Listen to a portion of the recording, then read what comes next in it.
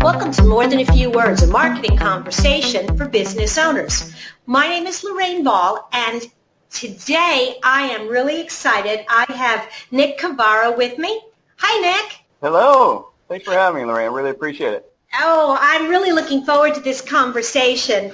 Nick is the founder and CEO of Social Punch Marketing, and today we're going to talk specifically about customers, aren't we? Yes, we are. And when I first reached out to Nick about this program, he said something that really made a lot of sense to me. He said that he knew how to reach the easiest folks to sell to.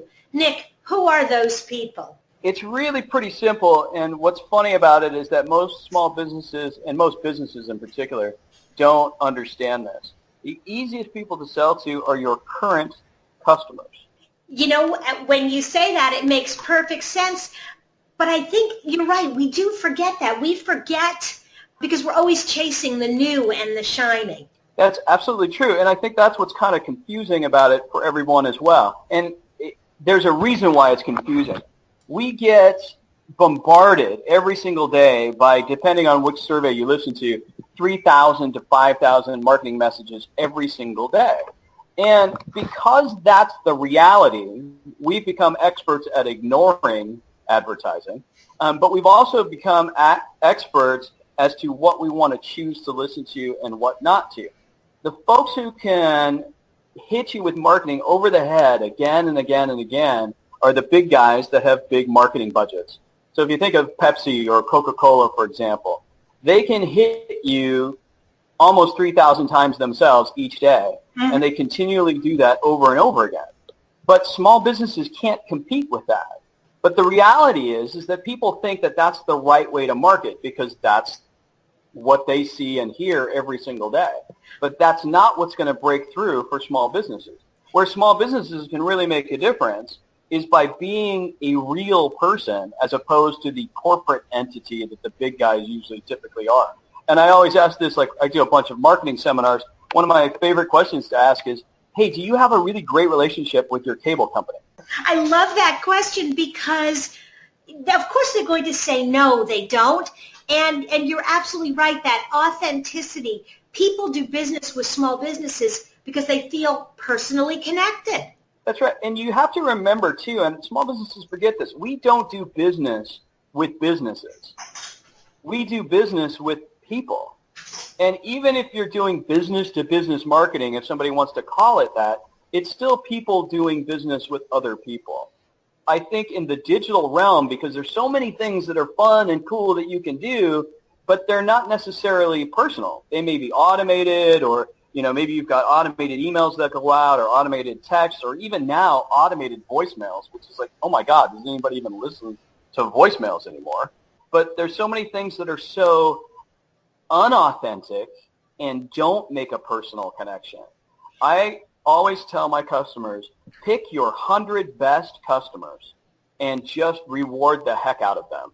And they're going to be the ones that do the marketing for you. Because ultimately, remember, we were doing marketing and advertising and business a hell of a lot longer than when Facebook came out. Oh, my company, we started in 2002. Facebook wasn't around.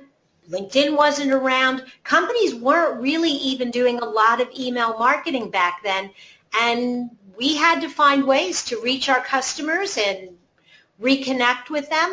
I think it's time that we maybe went full circle and reconnected with those strategies again. Oh, yeah. The pendulum is swinging back to how do you really make a difference and make a personal difference? I know there are a lot of folks out there that are tired of looking at their phone 1,000 times a day. And they want to throw that thing against the window. I know I ask people, I'm like, how many people love Facebook? And half the crowd will usually say, yeah, I love it. And half the crowd would say, I wish it would just go away. It's not a matter of saying one is good or one is bad, but I think as a business owner, you have to be ready to communicate with people in a lot of different ways and recognize that there are ways to leave the computer and the telephone behind and connect directly in a very physical and tangible way with the people that you're really most interested in creating that relationship with. Yeah, I absolutely agree. It's got to be one of those things, and that old adage of it takes 7 touches to reach out to somebody before they're ready to do business with. I always tell this story about my wife. I I literally chased my wife for 8 years before she finally said yes. You, So you are very persistent. so I always say that was an effective marketing campaign. And now we've had a long-standing relationship as well, so she's a repeat customer, if you will. But it really does come down to how do you connect with yes, there's nothing wrong with sending out automated emails or doing some social media and doing it in a systematic way so that people will reconnect with you or engage with you on their time. But let's also put into that funnel, if you will, or that activity of things that you do, instead of it being 7 emails, how about a personal card? How about even if you want to sit there and take the time to write out a message? We assign value today with things that take time because really time is our most precious entity. So if I get a personal card in the mail from somebody, I actually give that a lot of authority and appreciation because I know it took somebody a lot longer to do that than just fire off an email. You know, it's so interesting because there was a point where our mailboxes were overloaded and you would just toss those cards on your desk going later, later, later. And now, other than a few bills and lots of checks from clients, I hope, there's very little in my physical mailbox. And so when I get a note card from someone and it's in an envelope and it looks like they put a real stamp on it, it gets my attention. Yeah, there's so much less competition in your mailbox than your inbox. I can't tell you how many times at my seminars I've said something like, hey, how many people have 1,000 unopened emails in their inbox? And pretty much everybody will raise their hand until we start saying, how about 10,000 or 20,000? Finally, the hands are going down. But you're right. People aren't spending the money to be in the mailbox anymore. So you're going to start seeing more folks starting to leverage and utilize that very personal connection again. And I think that's kind of cool. I work with a lot of nonprofits as well, and a lot of them had literally stopped sending, like I work with a lot of theaters even, and a lot of them had stopped sending these catalogs or brochures about what they do, like a subscription series for a theater, for example. And now they're going back to it because of that fact. Yeah. Especially if it's, well, not necessarily that seniors aren't going to be using their phones because they do, but as long as you've got big font and something that someone can actually touch, it makes a difference for people to be able to see it and touch it and feel it, and it feels real. Whereas an email doesn't have that same feeling. No, and I think the other thing about something that's physical is that it hangs around a little bit longer. You know, I get an email, it's a thank you note from you, and I'm like, oh, that was nice of Nick to send me that thank you note. I send you a quick thanks, thanks for the comment, and it's gone. But that note card hangs around on my desk, or it gets put on a bulletin board. And if it's a brochure or promo thing, it may stay on the kitchen counter for a day or two before I file it away. So that physical nature, again, because we don't get as much anymore, I think they stay around longer. I absolutely agree. We actually call it refrigerator marketing. And I use a service that's really great. It's called Send Out Cards. And anybody can use it. It's just like one of the email service providers we use, which is Constant Contact. Great marketing service. So with Send Out Cards, you can literally put a personalized picture on any card that you want to send, and then you can actually write your little message, which is as personal as you'd like to make it as well, and then you send it off. And today, we're raising an entire generation of kids that love to take pictures but don't have any physical pictures. They literally are only on their Facebook page. When you send a picture with a parent and a kid, or in my case, my kid is my furry pet, or my wife and I decided not to have kids and we have dogs. If I'm a veterinarian and I send a card as if it were from my dog, or let's say it's a dog walking service, for example, and you send a card with my dog's picture on it and then put like a little quote, like a comic, like, hey, I miss my friends at the dog park, that's going to make a huge difference. If it's a funny picture with my dog, I'm putting it up on the fridge. It'll be there forever. That is absolutely brilliant. You don't think about the fact that people they don't print those pictures. So yeah, they are going to keep it around. My vet did that, and it happened to be a really nice picture of one of my cats, and I kept it on my bulletin board for a really long time. And as long as it's about the customer, not about the business. I say this a lot. I mean, I know a lot of insurance people out there, and there's a particular brand that I'm not a big fan of, and they provide these quote-unquote birthday cards for their agents to send out.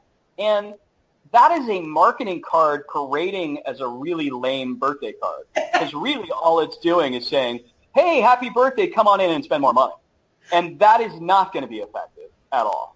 No, but it's this personalization, and it's funny because I just had a conversation on an earlier episode of More Than a Few Words with Ellen McDowell, and the whole conversation was just about this movement to more personalized marketing. That it is that idea that you've got to make it about me, the customer, and not really about you, because when you make it about me, I'm likely to pay attention, and you earn the right to then talk to me about your product or service.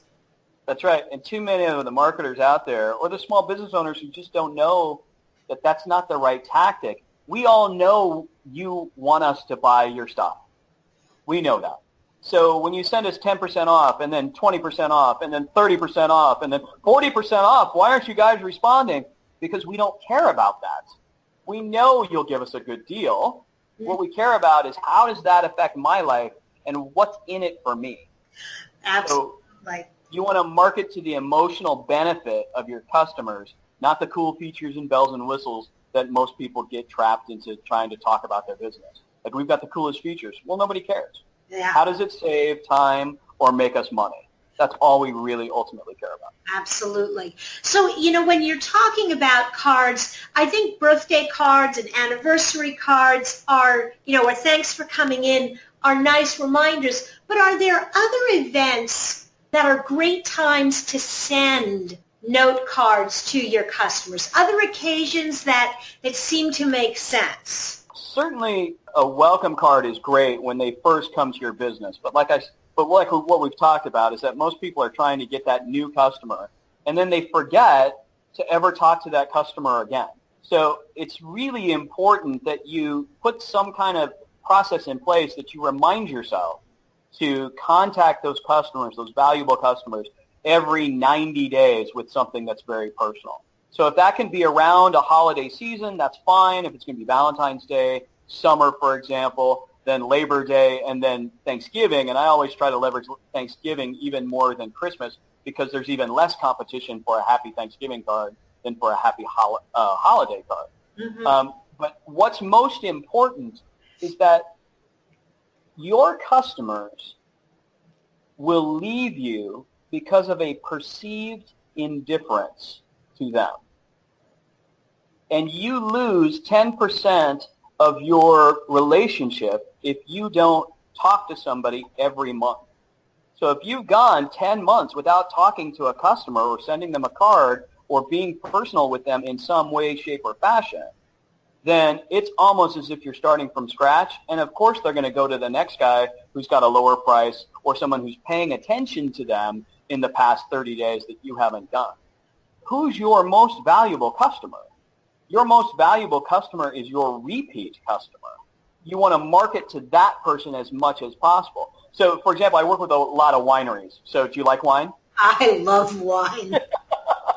Who doesn't, right? Well, there are some folks that, don't, but I am a huge wine lover, and I've got a bunch of winery clients. And this is how I kind of explain that idea of who spends the most money and why those repeat customers are the ones that are the most important. And all you need to do is focus on them. So if I'm going to a winery, basically I'm going to a wine tasting. Mm-hmm. And if I go in and I spend my $10 for a wine tasting, I'm going to sample 10 or 5 different glasses of wine, let's say, or tastes of wine. Do you think the winery made any money on that interaction? No. No. Not at all. They have to pour the wine. They have to open the bottles. That's kind of the cost of doing business for them. So if I don't like any of the wines, which for me would never, ever happen, because I'm going to like something. Like my wife and I will go, right, and we're going to like something. So I spent $10. My wife spent $10. If we like a bottle of wine, now we're spending $30. So the second interaction, you're already spending 2 to 3 times more money than you did the first time. Now, if we take that home and we have a party with our friends and a bunch of our friends really love this particular wine, what do you think we're going to do? You're going to buy more of it. You're going to recommend them. You're going to talk about where you got that product, and you're going to move from being a customer to a raving fan. That's exactly right. And I'm going to spend up to 10 times more on repeat business because there's no customer acquisition cost. You already have me. I love you, right? Yeah. So that's what it's the anti-Groupon strategy is what I call it. Groupon was great for Groupon and for customers who use Groupon because they're getting 50% off or 75% off something. But there's no loyalty to the actual customer themselves or to the brand. No. Right? So if my winery does a Groupon and gets people into the winery, well, good for them. They got people into the winery. But most people, if they don't like the wine, they're just going to go to the next Groupon deal. Right? So Groupon has not been very successful for actual small businesses. It's actually hurt them quite a lot because, the idea was to create loyalty. Hey, we've had one experience with you. We liked it so much we're going to continue to do that for you. But in reality, that just didn't play out the way that it should have or should play out. Most of the people are just basically trying to get the deal. Folks aren't very good for you. The people who are good for you are those ones that absolutely love you and are going to spread the word and be the raving fan for you, just like you were saying before. Absolutely. And I think that, we're, again, you're talking about Groupon, was that business owners did not have a plan to reconnect with the people. So you came in and you got free appetizer with dinner, or you came in and you got half off of whatever the service was. When I've used Groupon, very rarely does the business follow up with me and say, hey, how did you like it? Would you like to come back? That problem was Groupon not necessarily sharing that information with the end merchant. Mm-hmm. And the merchant hadn't thought about that to ensure that when somebody did redeem that Groupon, that they were collecting that most important information, which is email and phone number of your customer. You can then own that relationship. And that's the thing. Isn't that what we're just trying to get back to? You need to own the relationship. And I talk a lot about that too, like how we started the interview. I want you to think about doing your business as if you were running a restaurant in 1969, before everybody pulled out their mobile phone and threw it on the table, right? Mm-hmm. When you actually went out to dinner and you actually had conversations with the people who were at your table. So if you own a restaurant, you would be the host and people would come in and you would literally know everyone by first name. You would know their spouse by first name. Mm-hmm. You would know their kids. You would know their favorite entrees. And you would even know their favorite desserts. And you would probably, every once in a while, just give them a free dessert just because they were awesome and they were happy, loyal customers. That's what people have to go back to. Successful businesses, and there are a lot of them out there, have never forgotten that. I think for companies that are starting in a very digital age, this may feel new and different to them, but it is definitely how you build that loyal following, those groupies. Yeah, that's what we're starting to market this as a new marketing tactic, and everything old is new again. You're absolutely right. People were doing this for years before the digital revolution came around. Now we're swinging back to it. Absolutely. So this is awesome, and I know that you are a reseller for Standout Cards, and we will Standout Cards.